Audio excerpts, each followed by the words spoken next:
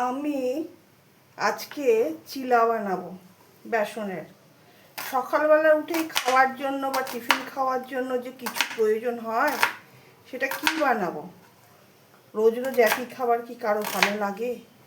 কারোই ভালো লাগে না।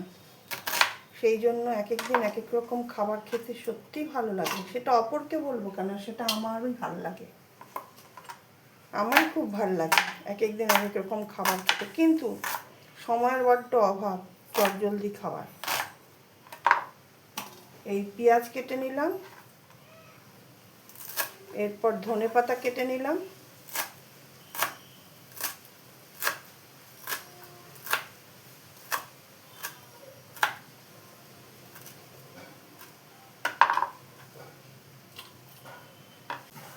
এখন কটা লঙ্কা কেটে নেব।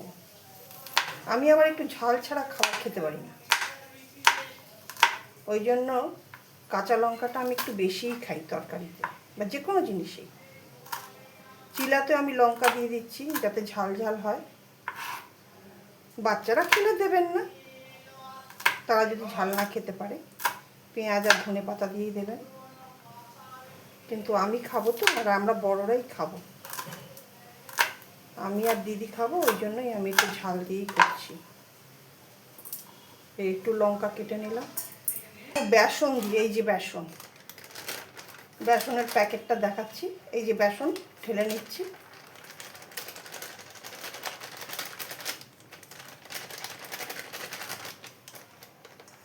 পরিমাণ মতো নেবেন, আপনারা যতজন খাবেন সেইভাবে নিয়ে নেবেন। আর তার সঙ্গে নিচ্ছি একটু নুন, মানে যতটা পরিমাণ মতো লাগবে।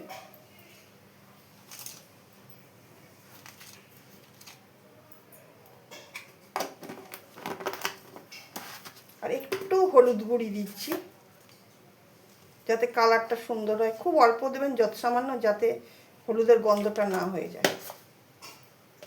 এবার পরিমাণ মতো জল দিচ্ছি যাতে পাতলাটা হয়। আর একটু পাতলা করে মাখবেন, বেশি ঘন হলে না চিলার ভেতরে কাঁচা থেকে যায়।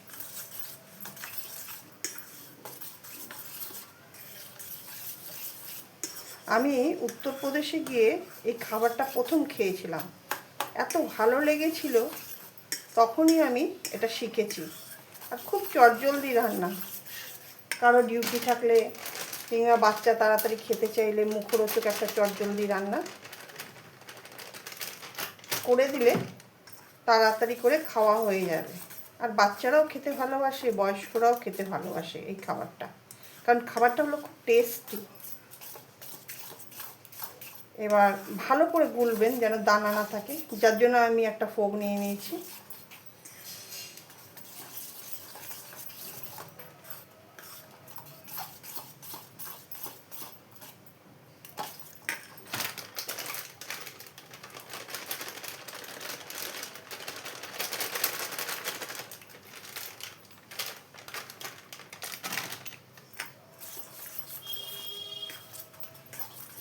আমার তো চামচের থেকে ফোগে করেই গুলতে বেশি পছন্দ, কারণ দানাগুলো থাকে না ফোগে গুললে, আর চামচে গুললে দানাগুলো থাকে।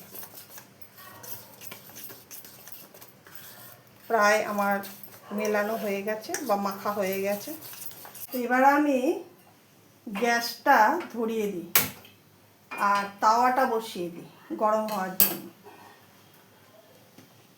চিলা তো আমি তাওয়াতেই বানাই, আপনাদের যেটা সুবিধা হবে, ননস্টিক তাওয়া, লোহার তাওয়া, কিন্তু যেভাবে যার সুবিধা হবে সেভাবেই করবেন।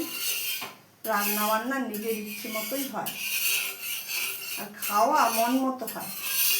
যেমন স্বাদ যার মুখে থাকে সে সেরকম খায়,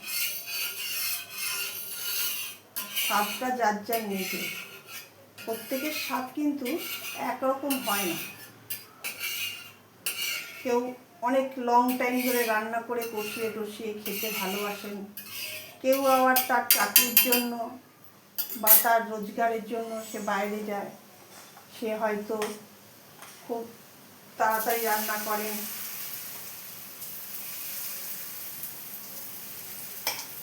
এবার চিলাটা আমি দিয়ে দিলাম। আমার মনে হয় একটু ঘন মাখা হয়ে গেছে, বুঝতে পারছি না ঠিক।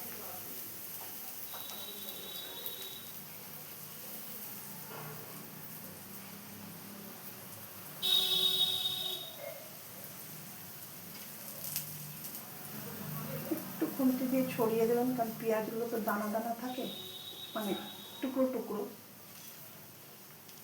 লঙ্কা থাকে তার সঙ্গে।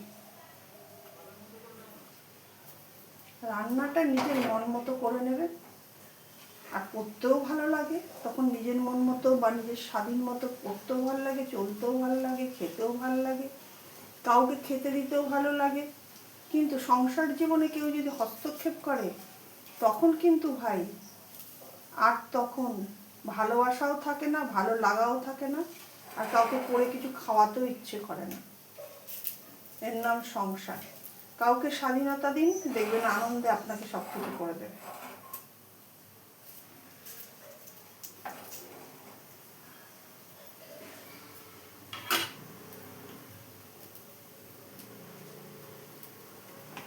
একটু অল্প করে তেল ওপর দিয়ে ছিটিয়ে দেবেন, যাতে না লেগে যায়।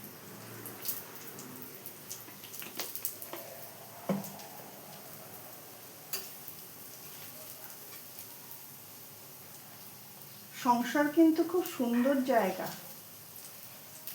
সংসার কিন্তু খুব আনন্দের জায়গা, কিন্তু নিরানন্দটা না আমরাই করি ভাই।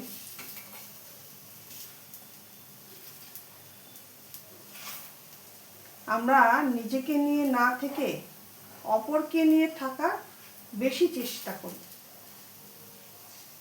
আর নিজের কথা না ভেবে অপরের ভাবনা বা অপরের চিন্তাধারা বেশি মাথায় ঢোকাই।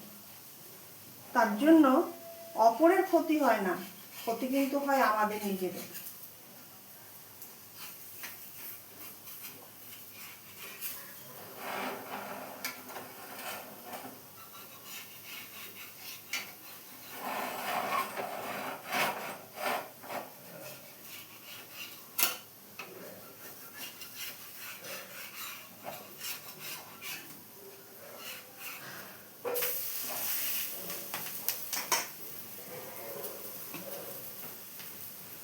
উল্টে দিয়ে আবার একটু তেল দিয়ে দেবেন, কারণ ওই পিঠটাও তো ভাজতে হবে ভালো করে, নাহলে কাঁচা গন্ধ লাগবে, বেসনের গন্ধ আর কি। ভাজাটা যেন ভালো হয়। এই হলো আমার বানানো চিলা। আপনাদের কেমন লাগলো খেয়ে কমেন্টস করবেন, আর আমার এই চ্যানেলটা বা ভিডিওটাকে লাইক করবেন, কমেন্টস করবেন আর সাবস্ক্রাইব করবেন, আমাকে এগিয়ে নিয়ে যেতে সাহায্য করবেন। এই সাহায্য কামনা করে বন্ধু ভিডিওটা সমাপ্ত করলাম।